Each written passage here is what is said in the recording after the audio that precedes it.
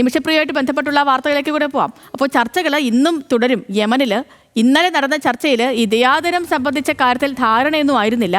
അതേസമയം തന്നെ ചർച്ചയിൽ മധ്യസ്ഥത വഹിക്കുന്ന ഷെയ്ഖ് ഹബീബ് ഉമറിന്റെ ഇടപെടലുകളെ അവഹേളിക്കുന്നതിനെതിരെ save Nimishapriya international action council രംഗത്ത് വന്നിട്ടുണ്ട്. പ്രസാദ് ഉടുമ്പശ്ശേരിയാണ് വിവരങ്ങളുമായി ചേർന്നത്. Prasad, good morning. ഇന്നലെയും ചർച്ചകളൊക്കെ തുടർന്നിരുന്നു. കാന്തപുരത്തിൻ്റെ ഇടപെടൽ, അതിന് ശേഷം ആ ശിക്ഷ നീട്ടിവെച്ചു, ചർച്ചകൾ തുടരുന്നു. പക്ഷേ തലാലിൻ്റെ കുടുംബം ഇവരുമായിട്ട് അടുക്കുന്നില്ലെന്നൊക്കെയാണ് ഇന്നലെ പുറത്തു വന്ന വാർത്തകളൊക്കെ. ഇന്നിപ്പോൾ എങ്ങനെയാണ് ചർച്ചകൾ മുന്നോട്ട് പോവുക? സേവ് നിമിഷപ്രിയ ആക്ഷൻ കൗൺസിലിൻ്റെ നിലപാടെന്താണ്?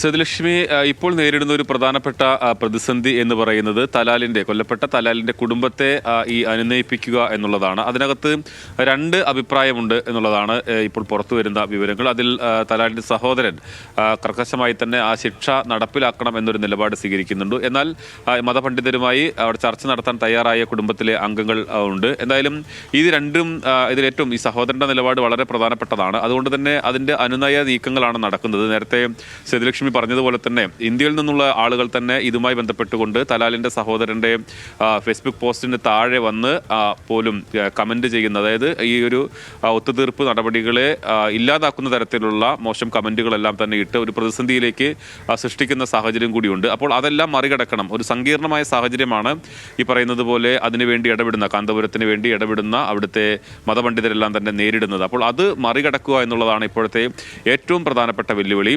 അതിൽ ഈ കുടുംബത്തെ അനുനയിച്ച് കൊണ്ടുവരണം. അതോടൊപ്പം തന്നെ ഇത്തരത്തിലുള്ള ദുഷ്പ്രചരണങ്ങളെ അത് മാറ്റുക എന്നുള്ളത് കൂടി ഒരു വെല്ലുവിളിയായി മാറുന്നുണ്ട്. ഏതായാലും ഇന്നലെ നിമിഷപ്രിയയുടെ ഇന്റർനാഷണൽ ആക്ഷൻ കൗൺസിലെല്ലാം ഇക്കാര്യത്തിൽ എതിർപ്പ് രേഖപ്പെടുത്തിക്കൊണ്ട് അത്തരത്തിലുള്ള വിമർശനങ്ങളെ അത് ഈ നീക്കങ്ങൾക്ക് തിരിച്ചടിയാകുമെന്ന് തന്നെ തുറന്ന് പറഞ്ഞിട്ടുണ്ട്. അതുകൊണ്ട് തന്നെ ഇപ്പോഴുള്ള പ്രധാനപ്പെട്ട പ്രതിസന്ധി എന്ന് പറയുന്നത് ഈ സങ്കീർണത ഒഴിവാക്കുക എന്നുള്ളതാണ്. എന്തായാലും അതിൻ്റെ നീക്കങ്ങളെല്ലാം തന്നെ നടക്കുന്നുണ്ട്. പ്രതീക്ഷ ഒന്നും തന്നെ കൈവിട്ടു എന്ന് നമുക്ക് പറയാൻ കഴിയില്ല. ഏറ്റവും പ്രധാനപ്പെട്ടത് ആ ശിക്ഷ മരവിപ്പിച്ച് നിർത്തിയിരിക്കുകയാണ്. അപ്പോൾ ഈ സമയമുണ്ട്. അടുത്ത ശിക്ഷ ഈ മരവിപ്പിച്ച് നിർത്തുന്ന സമയത്ത് സ്വാഭാവികമായും അവർ കുടുംബം വഴങ്ങിയില്ലെങ്കിൽ മാത്രമേ പിന്നീട് ശിക്ഷയ്ക്കുള്ള അടുത്ത തീയതി നിശ്ചയിക്കുകയുള്ളൂ. അപ്പോൾ ഈ ചർച്ചയ്ക്കുള്ള സാവകാശം ഇനിയുമുണ്ട്. ഈ സങ്കീർണത അത് കുറയ്ക്കുക എന്നുള്ളതാണ് ഏറ്റവും പ്രധാനപ്പെട്ട കാര്യം.